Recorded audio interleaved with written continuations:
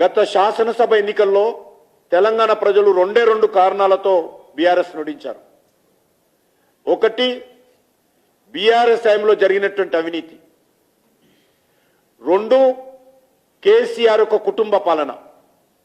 ఈ రెండు అంశాల మీదనే తెలంగాణ ప్రజలకు కాంగ్రెస్ ఓటేశారు తప్ప కాంగ్రెస్ పార్టీ మీద ప్రేమతో కాదు. రాహుల్ గాంధీ మీద విశ్వాసంతో కాదు. కేసీఆర్ పీడ విరగడ కావాలి, బీఆర్ఎస్ పార్టీ పోవాలి అనేటువంటి ఆలోచనతో ప్రజలు ఓటేస్తే ఈరోజు న్యాయ విచారణ పేరుతో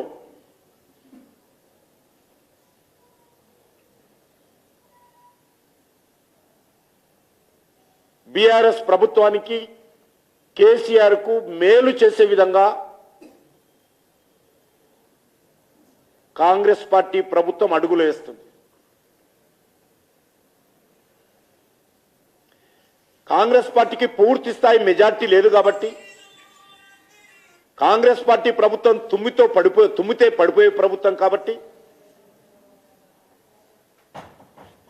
బీఆర్ఎస్ తో ఏదైనా ఒప్పందం కుదుర్చుకున్నారా అని ఈరోజు తెలంగాణ ప్రజలు అనుమానపోతున్నారు.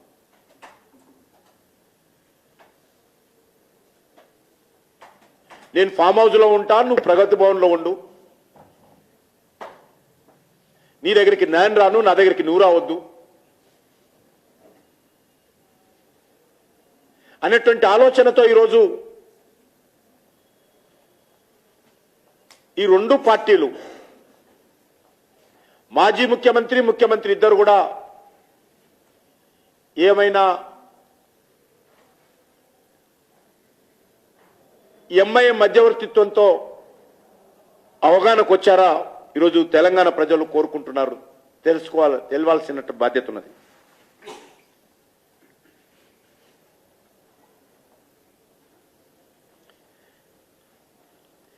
రివ్యూలు చేశామని చెప్పారు, మంత్రులు స్వయంగా వెళ్ళారు. నేను ఒక్కటే అడుగుతా ఉన్నాను, మీరు రివ్యూలు చేయండి, పవర్ పాయింట్ ప్రజెంటేషన్స్ ఇవ్వండి,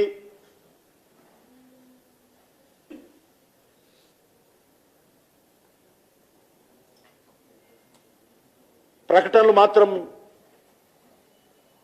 చేయండి, మాకేం అభ్యంతరం లేదు. కానీ సిబిఐ దర్యాప్తుకి ఎందుకు ఆదేశించడం లేదు? మీరు ప్రతిపక్షంలో ఉన్నప్పుడు చెప్పారు కదా, ప్రధానమంత్రి గారిని సవాల్ చేశారు కదా, బీజేపీ బీఆర్ఎస్ ఒకటైనటువంటి తప్పుడు వితండవాదం ఎన్నికలకు ముందు తెచ్చారు కదా. ఈరోజు నేను సవాల్ చేస్తా ఉన్నాను బీజేపీ స్టేట్ ప్రెసిడెంట్ గా, మీరు బీఆర్ఎస్ పార్టీ కాంగ్రెస్ పార్టీ ఒకటి కాదు అని అనుకుంటే, దమ్ముంటే సిబిఐకి దర్యాప్తుకు ఆదేశించాల్సిందిగా నేను సవాల్ చేస్తా ఉన్నాను. ఆదేశించినటువంటి 48 గంటల్లో సిబిఐ దర్యాప్తు ప్రారంభిస్తుందని కూడా నేను హామీ ఇస్తున్నాను.